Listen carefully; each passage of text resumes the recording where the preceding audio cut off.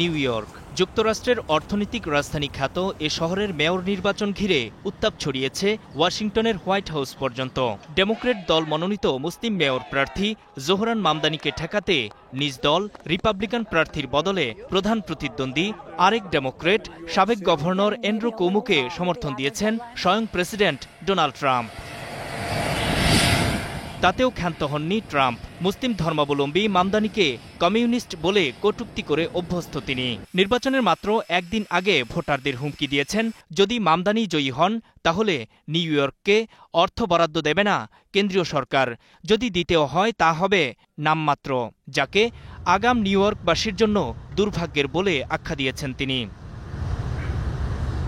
Trump দ্বিতীয় মেয়াদে ক্ষমতায় আসার পর 10 মাসের মাথায় দেশটিতে বড় শহরে মেয়র নির্বাচন হচ্ছে এই প্রথম।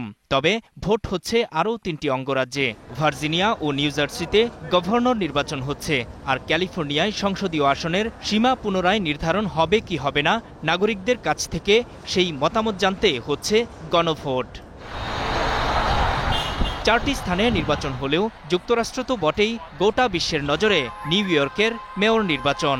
প্রথম থেকেই দক্ষিণ এশীয় বংশোদ্ভূত জোহরান মামদানি এগিয়ে নানা জরিপে।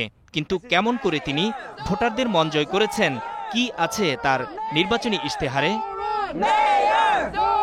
মূলত মামদানি সাধারণ মানুষের খুবই প্রয়োজন পড়ে এমন 3টি প্রধান সেবা খাতকে গুরুত্ব দিয়ে প্রচার চালিয়েছেন, বাস্তবায়নেরও প্রতিশ্রুতি দিয়েছেন ভোটারদের।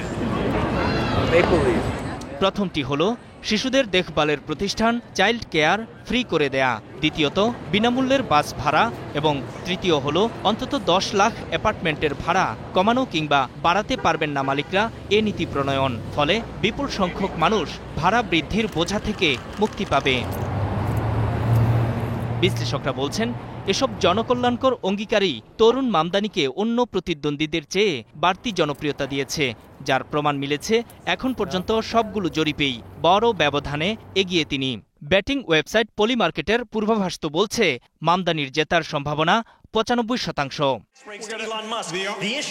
বর্তমান মেয়র এরিক অ্যাডামস নির্বাচনী দৌড় থেকে সরে যাওয়ায় মামদানির প্রধান প্রতিদ্বন্দ্বী এখন সাবেক গভর্নর অ্যান্ড্রু কুওমো। ডেমোক্র্যাট প্রাইমারিতে মামদানির কাছে হেরে যাওয়া কুওমো লড়ছেন স্বতন্ত্র প্রার্থী হিসেবে।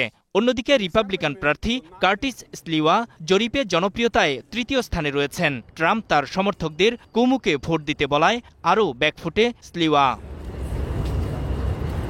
মামদানি জয়ী হলে তিনিই হবেন নিউ ইয়র্কের মতো গুরুত্বপূর্ণ শহরের প্রথম কোনো মুসলিম মেয়র, যা হয়ে থাকবে ইতিহাস।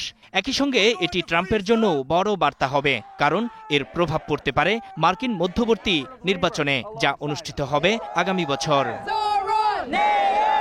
নূর মোহাম্মদ, স্টার নিউজ।